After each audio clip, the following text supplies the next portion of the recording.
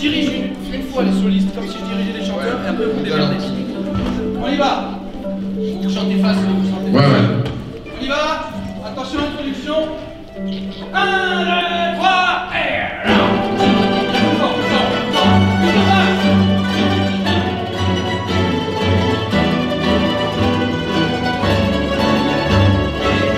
Bonsoir à tous les quatre. Salut à toi. Alors, est-ce qu'il y a quelqu'un d'entre vous qui peut présenter le spectacle Les Poètes du Bitume? Peut-être Richard Martin en tant que directeur? Moi, je peux dire que je suis heureux d'être sur ce bitume-là et pour présenter le spectacle, bien mieux que ce soit Vincent qui en dise un mot.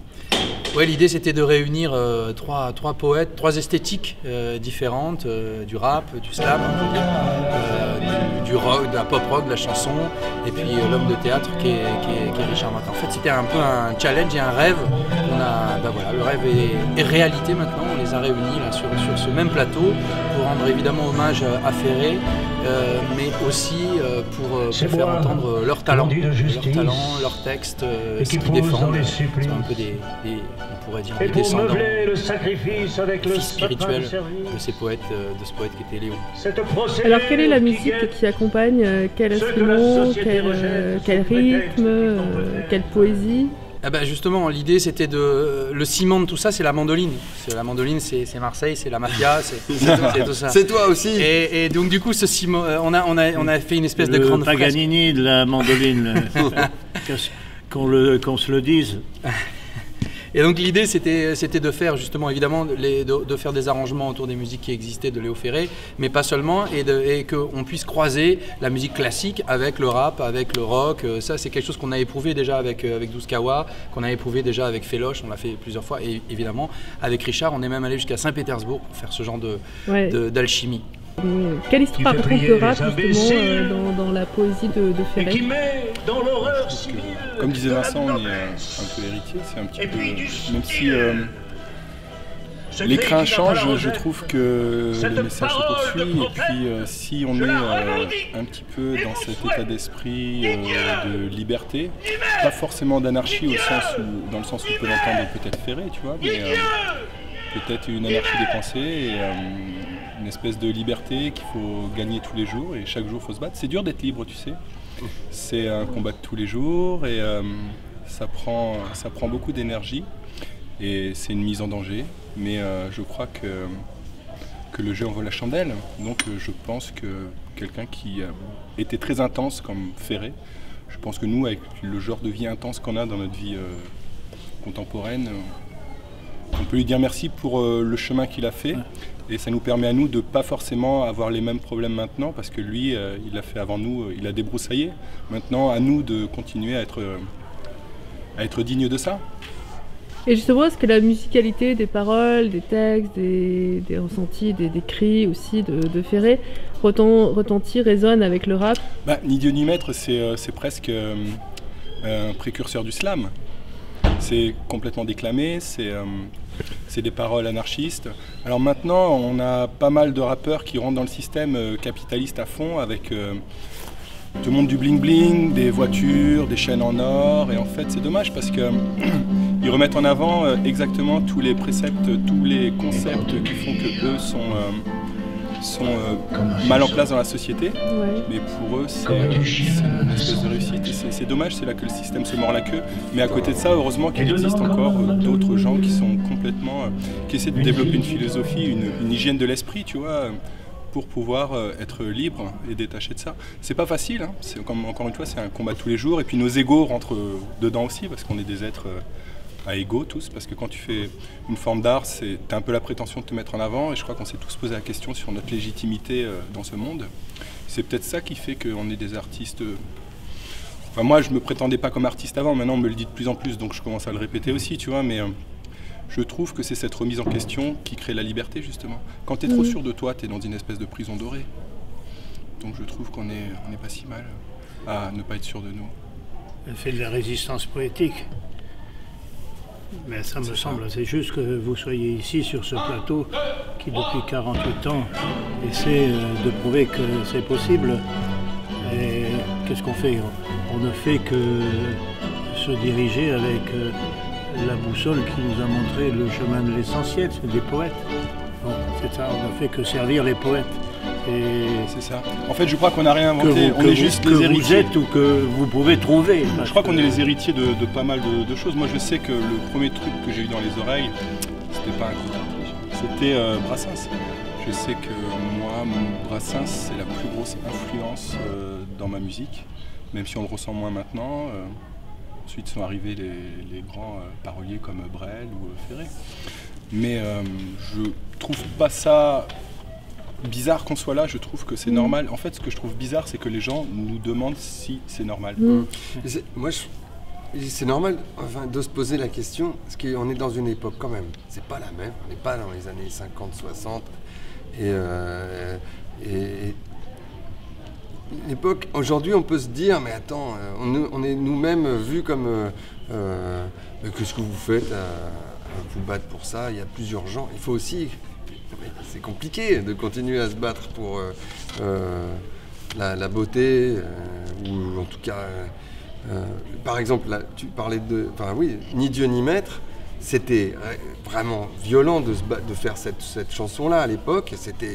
C'était couillu. Aujourd'hui, c'est moins flippant. Et en même temps, on est à deux doigts de retomber on peut du jour au lendemain bientôt retomber dans comment on appelle ça? Système. Un système. Non, mais dans un retour au réac, enfin, tu vois. C'est vrai que les acquis sont pas acquis. C'est ça. C'est-à-dire que plus que jamais, aujourd'hui, c'est un peu. Ce sont des messages universels quand même, parce que si tu prends Ils ont voté ou Il y en a marre, c'est d'une actualité brûlante. Ça pourrait être une chanson inventée aujourd'hui pour les circonstances, c'est d'une force absolue. Enfin, nous, on porte la mémoire des poètes, mais c'est simplement que nous éclairer. Mais depuis que les génies nous éclairent, ces génies se succèdent sans rivaliser, parce qu'il y a une égalité absolue entre le génie. Mais pour nous, ce sont ces jalons que suivent les artistes. Moi, quand j'ai lu Maïakovski, et qu'il me disait camarade, il faut sortir de la boue la République, donnez-nous des formes nouvelles, tout d'un coup, je me suis dit, tiens, et effectivement, il faudrait peut-être essayer de trouver des formes nouvelles qui soient comme des armes, parce que les armes et les mots, c'est pareil. Alors justement, cette forme nouvelle, c'est le rassemblement entre le rap, la mandoline, le rock, c'est un symbole de ça, je ne sais pas si c'est une forme nouvelle, mais c'est un front commun de poètes, et qui ne sont pas en rivalité, mais qui s'ajoutent. Et qui, avec des formes différentes, amènent cet imaginaire qui fait que on rattrape l'humanité qui nous échappe. C'est cette mémoire-là qui nous intéresse. On continue à s'amuser, à essayer des trucs, des formes d'expérience artistiques, et de là naît la résistance. Enfin, je veux dire, c'est... Je trouve que c'est cette espèce de...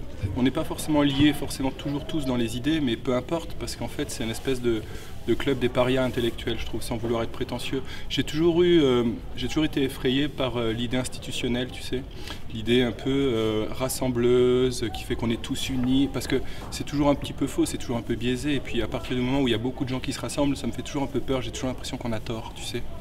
Donc je trouve que c'est toujours des rassemblements pour l'individualité, parce qu'on parle au cœur des gens, tu vois. Donc, quand c'est faux cul et que c'est démagogique, on peut je rentre dans ton... Mais si cette étoile qui nous est montrée nous conduit vers ce que l'on espère être la fraternité, même si c'est pour dans 10 000 ans, marchons.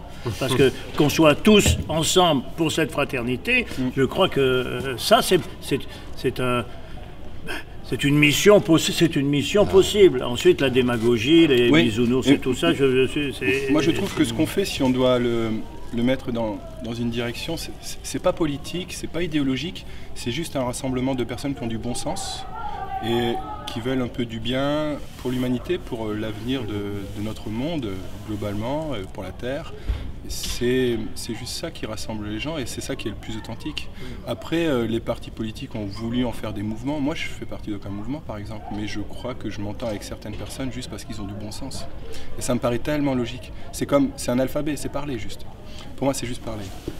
Moi j'aime l'idée fédératrice que vous pouvez voir, c'est tangible, parce qu'ici vous avez des gamins qui ont 9 ans, vous avez une dame qui a 92 ans, là, vous avez des professionnels, vous avez des enfants qui sont au conservatoire, vous avez donc des gens de théâtre, vous avez des solistes, des gens qui ont l'habitude de faire du rock, et là c'est hyper excitant de montrer ça ici au Tourski. Ouais. Pour moi ça a un sens profond. D'ailleurs ça a du sens ici, parce que si tu déplaces ça et tu vas...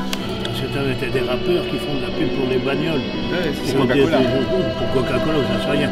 Voilà, ça me fait marrer. Qui se disent anticapitalistes. Ça me fait marrer. Donc bon, le business, c'est même maintenant, effectivement, quand je dis qu'on est dans cette résistance politique, c'est quand même, peut-être qu'un jour tu plonges dans autre chose, mais en attendant, si authentiquement tu es dans cette... Dans ce cri, il faut le balancer. Et moi, je te reconnais dans ce cri, mais sinon, demain, je peux ne pas te reconnaître. On s'en fout de ton inféodé à rien. Effectivement, on essaye d'être libre. Alors que ça, c'est encore un débat. On est libre comment? Une petite pensée quand même à notre ami Maxime Wagner, puisque c'est lui le producteur, c'est Prodigart le producteur du spectacle, c'est lui qui a eu l'idée folle de réunir ces artistes, parce qu'en fait, Franck de Skawa, je le connais depuis quelques années, j'ai fait quelques scènes avec lui, également avec Féloche, et on s'est dit mais il faut réunir absolument ces deux énergumènes. Où le faire? On s'est dit il n'y a qu'au Tourski qu'on peut le faire, et le troisième c'est Richard. Donc pour nous c'était une évidence avec Maxime de faire ce spectacle. Ça a du sens, Vincent, ça suffit. Si les gens sont heureux, c'est magnifique. Mais nous, on défend les poètes, je ne sais pas, peut-être que demain je m'emparerai d'un de tes textes ou d'un des tiens. Je ne vous connais pas, je le dirai d'une autre façon. Je le dirai d'une façon qui est la mienne depuis que j'ai 17 ans. Donc ça fait j'ai ouvert ce théâtre avec Ferré il y a 48 ans, et depuis 48 ans, on porte les poètes. D'ailleurs, on peut voir sur les murs de cette promenade Léo Ferré tous les textes qui m'ont inspiré. Et curieusement, ces textes, alors qu'ici on se tue à 50 mètres à coups de Kalachnikov, ces textes, ils n'ont jamais été tagués, jamais abîmés. Même j'ai vu des gens improbables s'arrêter et décoder. Et puis simplement la lecture. C'est génial. Parce là, il se dit, tiens, mais merde, quand tu dis tu sors, tu es inventons, réinventons le monde et partageons-le, il suffit que tu t'arrêtes là-dessus, puis tout d'un coup, tu pourrais penser que c'est la parole d'un prophète. Et c'est que de la même façon, moi je suis particulièrement attaché au texte de Ferré, parce que je pense qu'on n'écrit plus la poésie de la même façon depuis que lui nous apportait la sienne. Mais que ce soit en France, je crois que moi je suis allé jouer ça dans les pays où personne n'avait entendu parler du poète, et quand ça leur a été traduit, ça parlait, c'est d'une actualité folle, c'est un langage moderne comme ça. Et vous cherchez aussi une façon de communiquer directement. Évidemment, je ne sais pas si Lamartine aujourd'hui peut communiquer comme Ferré communique. Moi je suis... En plus, Lamartine est un génie aussi, mais moi je m'en fous. Je veux dire, je suis près des poètes qui portent une parole de révolte, parce qu'on ne peut pas ne pas être révolté quand on se mêle de ce qu'on regarde. Et donc faire de l'esthétique, c'est ok. Maintenant que tu maîtrises ton art, que tu essaies d'aller le plus loin possible dans ta réflexion, bien sûr, c'est le travail d'un saltimbanque. Mais enfin, je veux dire, quand il faut quand même si tu es un immense poète, appeler un chien un chien. Merci beaucoup infiniment. En fait, c'était génial parce que c'était une rencontre entre vous, une discussion, et merci. Merci beaucoup. C'est le début de quelque chose d'important. Exactement, merci beaucoup. Merci à toi.